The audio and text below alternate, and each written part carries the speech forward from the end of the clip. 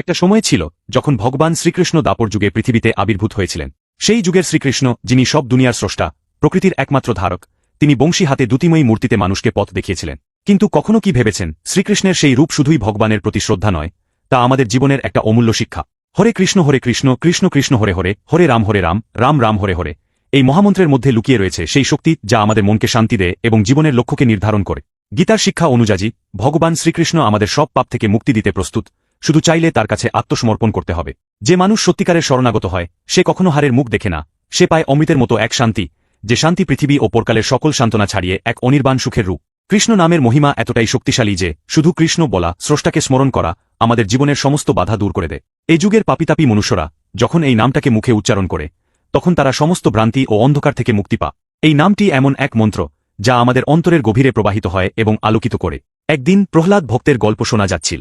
সেই সময়ে শ্রীনরসিংহের রূপে ভগবান প্রহ্লাদকে বাঁচানোর জন্য স্তম্ভ থেকে বেরিয়ে এসেছিলেন।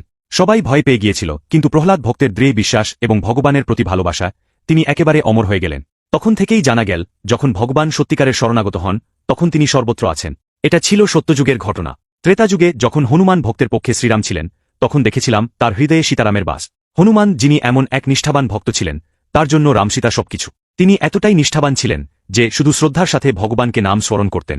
এখন দাপর যুগে আমরা জানি শ্রীকৃষ্ণ, যার হাতে বংশী থাকে, সারা পৃথিবীকে মুক্তি দিলেন। তার সেই সুরেলা বংশীর সুরে সমস্ত জগতের অন্তরের আক্ষেপ মুছে গেল। কিন্তু সেই যুগে যখন শ্রীকৃষ্ণ তার চরিত্রের মাধুর্য দেখালেন তখন তিনি জানালেন, আমি নিজেই স্রষ্টা, সবার মধ্যে আছি। তার বাণী ছিল, সকল ধর্ম পরিত্যাগ করে আমার শরণে আসো, আমি তোমাদের সকল পাপ থেকে মুক্তি দেব। তিনি শুধু কৃষ্ণ নামেই মুক্তির কথা বললেন। আজকের যুগেও আমরা যখন হরে কৃষ্ণ বলি তখন সেই কৃষ্ণ নামই আমাদের পাপ থেকে মুক্তি দিতে সক্ষম। কলি যুগে একমাত্র কৃষ্ণের নামের মাধ্যমে আমরা জীবনের সমস্ত কষ্ট থেকে মুক্তি পাব। আপনারা কি কখনো ভেবেছেন যে কৃষ্ণ নামের মধ্যে মুক্তি লুকিয়ে আছে? সেটি আমাদের জীবনের বাঁচার পথ কিভাবে পরিবর্তন করতে পারে। কৃষ্ণের নামেই সকল দুঃখ দূর হয় এবং অন্তরের শান্তি আসে। তবে সবার মনে একটা প্রশ্ন থাকে, আমরা কৃষ্ণকে কোন রূপে চাই? তার সুন্দর রূপে, তার প্রেমময় চরিত্রে, তার গীতার মহিমা? সত্যিকদের জন্য তিনি একটি আদর্শ, এক সঠিক পথনির্দেশ। তিনি বলেন, তোমরা সকল ধর্ম পরিত্যাগ কর, একমাত্র আমার শরণে আসো, আমি তোমাদের সমস্ত পাপ থেকে মুক্তি দেব। তার এই কথা শুধু একটা বার্তা নয়, এক অমোঘ প্রতিশ্রুতি যা মানুষকে সঠিক পথে পরিচালিত করে। কৃষ্ণ নামেই মুক্তি। যে নামটি শোনা মাত্রই ভগবানের সান্নিধ্য লাভ হয়, সেই নামই জীবনের প্রকৃত শান্তি এনে দেয়। ভগবান শ্রীকৃষ্ণ শক্তিতে বিশ্বাস। একটি গ্রামের ছোট্ট ছেলে ছিল, যেটি জানত না যে তার জীবনে আসল শান্তি কোথা। তার জীবন চলছিল একদম সহজভাবে, কিন্তু কোনো একদিন গ্রামে এক বিশাল দুর্যোগ দেখা দিল। একের পর এক সমস্যা তাকে গ্রাস করতে লাগল, আর সে কি করবে বুঝতে পারছিল না। একদিন তার এক পুরনো বন্ধু তাকে বল, তুই কৃষ্ণের নাম নে, সবকিছু ঠিক হয়ে যাবে। শুরুতে সে হাসি থামাতে পারছিল না। কৃষ্ণের নাম কিভাবে আমাকে সাহায্য করবে? আমি তো কিছুই জানি না। কিন্তু তার বন্ধু বল, বিশ্বাস রাখ এবং কৃষ্ণের নাম চলো। এমন সময় সে মনে মনে হরে কৃষ্ণ বলতে শুরু করল। দিনের পর দিন সে নাম উচ্চারণ করতে করতে একদিন তার সমস্ত সমস্যা এক এক করে দূর হতে লাগল। সে খেয়াল করল, জীবনের সব বাধা যেন ভগবান কৃষ্ণ নিজের হাতে সরিয়ে দিচ্ছেন। এই কাহিনীর মধ্যে আমরা শিখলাম, কৃষ্ণের নামেই রয়েছে জীবনের আসল শান্তি। শুধু বিশ্বাসের সঙ্গে তার নাম নিতে হবে এবং সবকিছু ঠিক হয়ে যাবে। বিশ্বাসের সঙ্গে কৃষ্ণের নাম উচ্চারণ করলেই জীবন হয়ে ওঠে শান্তিপূর্ণ।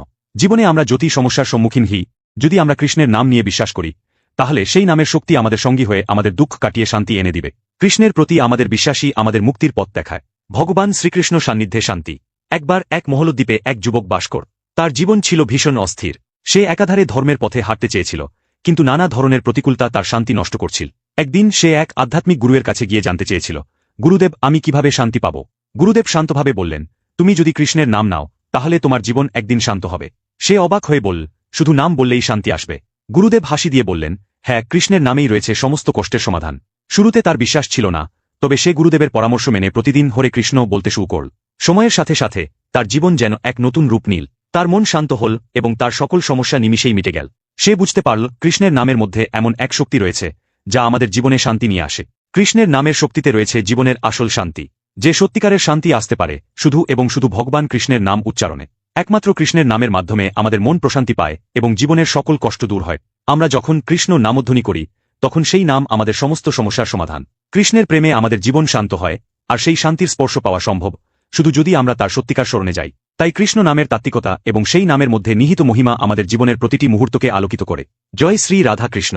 মাতা লক্ষ্মী কেন মাতা সরস্বতীর অভিশাপ পেলেন?